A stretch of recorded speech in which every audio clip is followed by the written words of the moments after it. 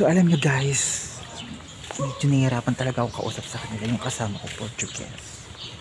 So hindi ako makapagsalita kasi hindi nila naiintindihan yung mga sasabi ko guys. Hindi sila marunong mag-English. Naloloka ako talaga guys.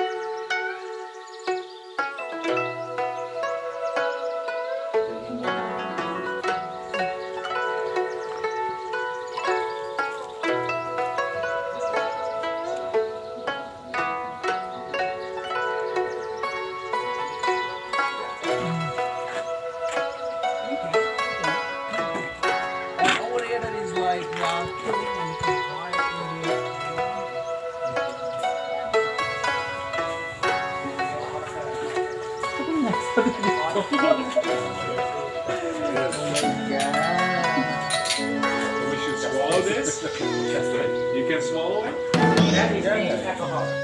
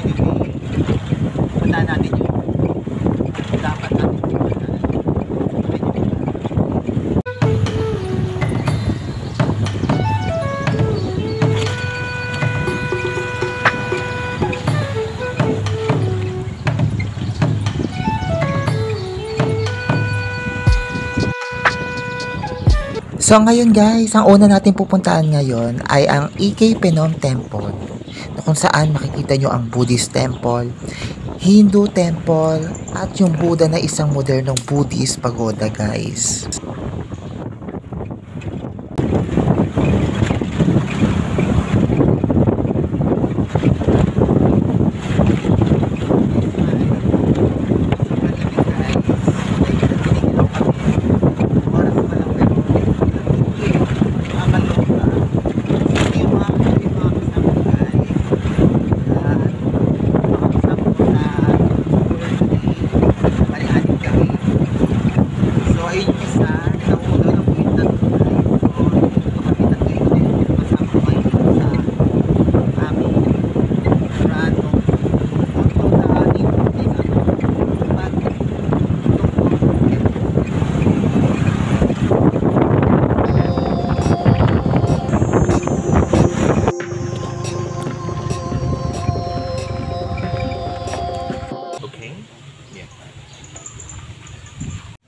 So yun guys, so magbabayad kami ng entrance fee para makapasok kami. So almost $1 guys. So very not expensive naman. Ayan guys, so magbabayad na ako at wala akong dollar ngayon. So babayad ko ay real. So guys, ayan, papasok din natin lahat niyan. So ito yung mga kasama ko guys, ayan. So in guys.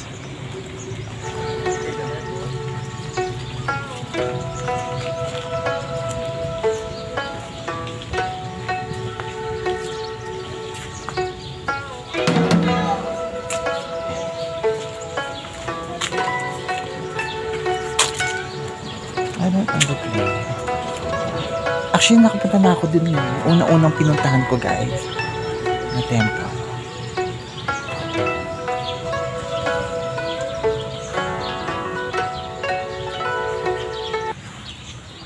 So kung napapansin nyo guys, ayan, yung isang pinakamalaking temple na yan.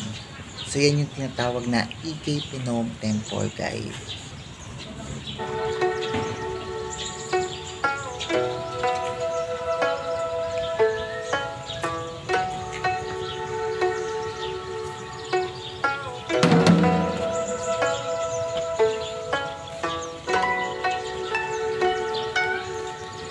So alam nyo guys, medyo nahihirapan talaga ako kausap sa kanila, yung kasama ko Portuguese. So hindi ako makapagsalita kasi hindi nila naiintindihan yung mga sasabi guys. Hindi sila marunong mag-English. Naloloka ako talaga guys. Ayan. So ito guys, kung mapapansin nyo guys, sobrang lawak, sobrang laki. Napansin ko guys, ultimo yung pinaka-kisame niya, grabe. May mga design rin talaga.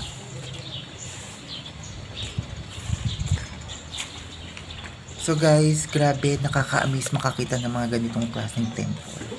Sobrang ganda, sobrang laki. Grabe. Yung unang pinuntahan kong temple, mas malaki dito guys. Pero parehas lang sila, sobrang ganda. Grabe.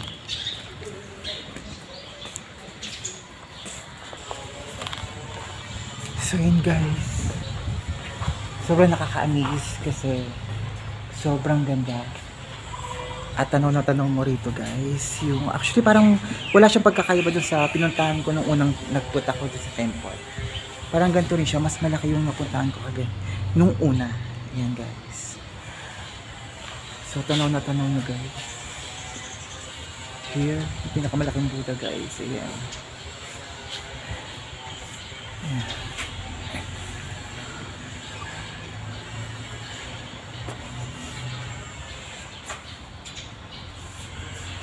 So ayun guys, kung mapapansin nyo, sobrang dami ng mga arts na nakalagay sa wall, sa paligid, sa kisame. So guys, yung mga nakikita nyo guys, yan, may mga ibig sabihin yan sa kanilang kasaysayan guys. So ayun guys, kung napapansin nyo, tanaw na tanaw nyo dito yung Buddha ng Hindu.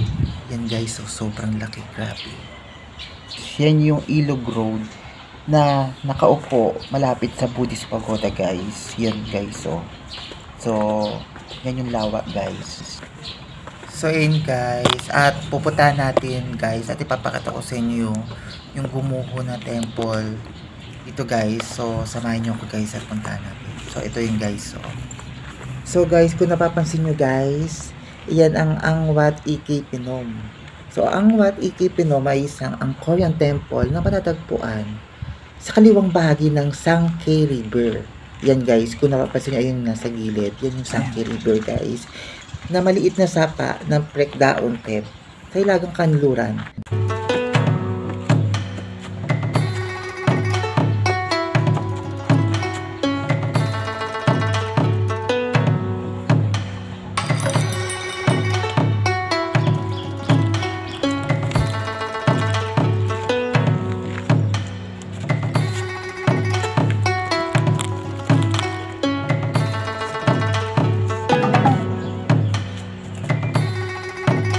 Ito guys, kung napapansin nyo guys, ito ay isang Hindu na templo na itinayo noong ika-11 siglo sa ilalim ng pamumuno ni Haring Suryavarman.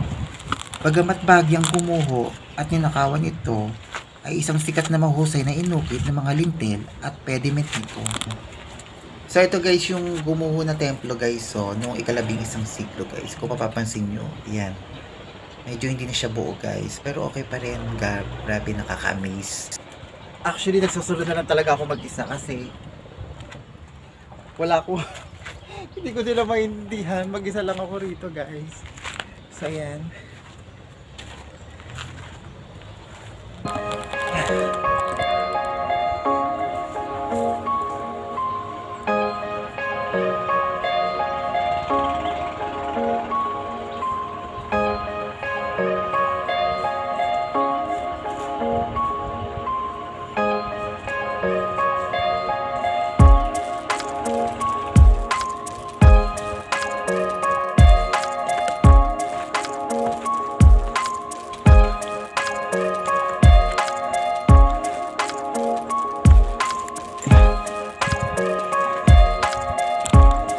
Naiwanan na ako ng mga kasama ko guys.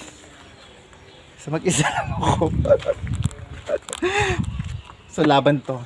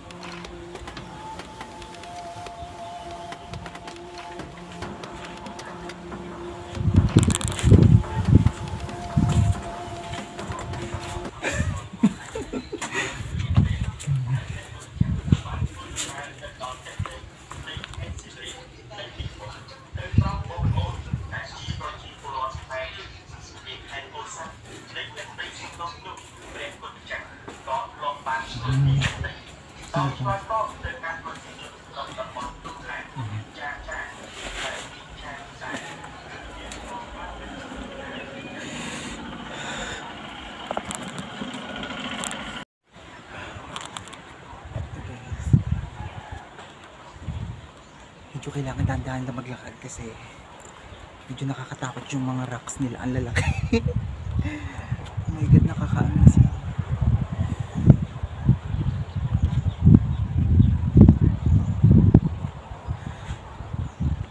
Ito yung temple nila.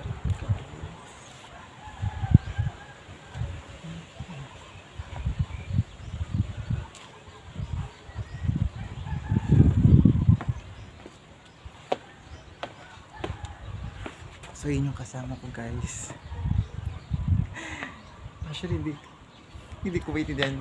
Kaganina kinakausap ko siya. Pero hindi kami nagkakaintindihan guys. Kaya alam mo ginagawa ko na lang. Nagsusunod na lang ako guys. Kasi wala rin naman makausap dito. So yun guys. Tignan natin lahat.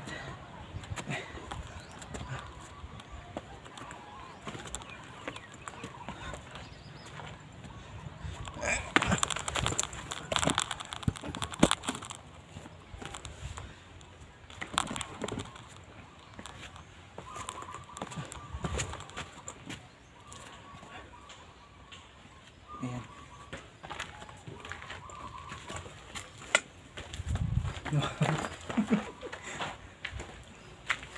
Guys, kung mapapansin nyo guys, ito yung pinaka-templo nila.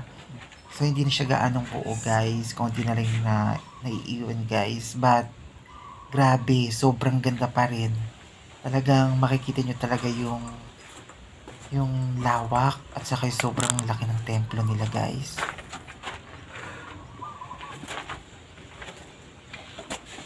Oh Romeo, oh Romeo. Nasaan ka na, Romeo? Andito lang ako. So guys, yung mga kasama ko, nagkanya-kanya talaga kami, guys. Nakakaloka. Kanya-kanyang tour.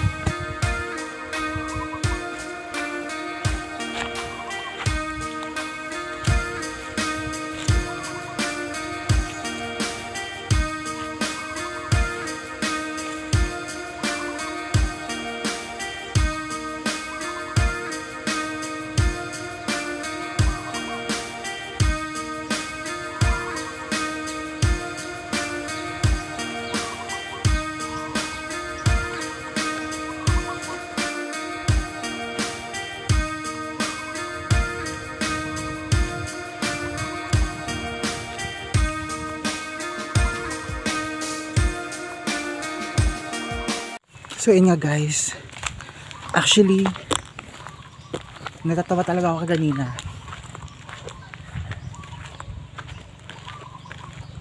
May kinikwento ako dun sa kasama ko. But wow, oh my god, ano to? Oh my god, ang ganda. Wait, spot natin. Ang ganda niya guys. Ayan o. Guys, yan yung napapansin yung lawa na nasa gilid ng AK Penom. Yan yung matatagpuan sa kaliwang bahagi ng Sangkay River na maliit na sapa ng Prekdaon Cave sa Hilagang Kanluran.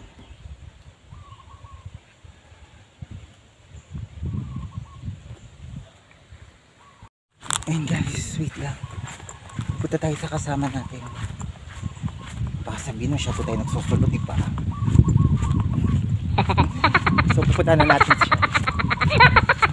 So guys, sobrang laki, sobrang lawak, nakaka-amaze. Kung mapupuntahan nyo to guys, grabe, hindi kayo magsisisi.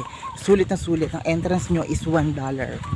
So wala kayong magiging problema guys, sobrang mura ng entrance niya. At makikita nyo yung historical ng temple na to guys. Sobrang nakaka-amaze. Wait, oh my god. May guwapo. Ilang mas na-amaze ako sa nakikita ko ngayon guys. Ang lola niyo mo, ang lalaki. But well, ito natin. Asan yung kasama ko guys? Hindi ko makita.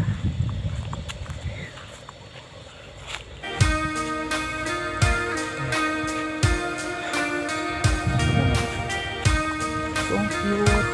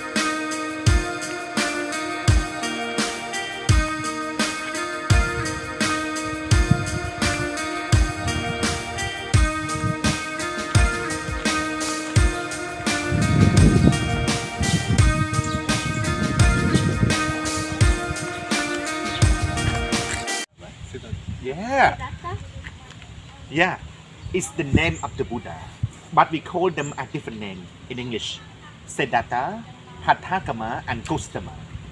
But in Khmer language, we call Samanakuna. Guys, ito kung mapapansin nyo guys, yung Buddha na yan, yan yung itinayo bilang isang templo ng Hindu sa ilalim ng pinunong Suryavarman noong ika-11 siglo ng Angkorian era guys. Ang templo ay isang nasa magaspang na kondisyon na binubuo ng prasat na isang plataporma na may ilang mga larawang inukit na may temang Hindu. Sa medyo magandang kondisyon, ang Angwat AK Penom ay isang modernong Buddhist pagoda ay magandang nakaupo sa tabi ng gumuho ng isang maliit na lawa ang Ilog Road Drive sa AK.